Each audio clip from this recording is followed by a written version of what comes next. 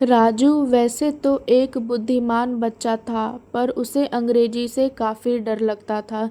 जब भी टीचर उससे सारे बच्चों के सामने अंग्रेजी में सवाल करती, तो वह डर जाता और गलत जवाब देता, जिससे सभी बच्चे उस पर हंसने लगते। एक दिन वह इन सबसे परेशान होकर स्कूल से घर गया। उसका उदास चेहरा देखकर पिताजी ने उससे उसकी उदासी का कारण पूछा।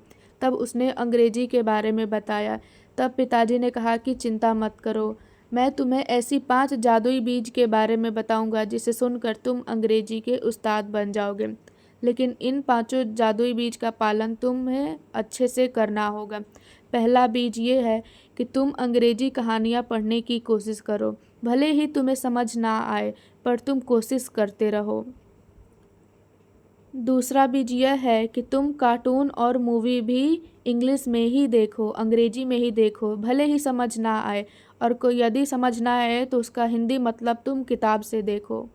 तीसरा बीज, तुम रोज़ नए नए अक्षरों को उनके हिंदी मतलब के साथ अपनी कॉपी में लिखो और याद करने की कोशिश करो।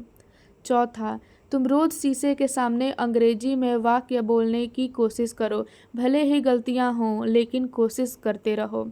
और आखिरी ये है कि तुम अपने दोस्तों से भी अंग्रेजी में ही बात करने की कोशिश करो, भले ही गलती होने पर वो तुम्हारा मजाक उड़ाए, पर कोशिश करते रहो।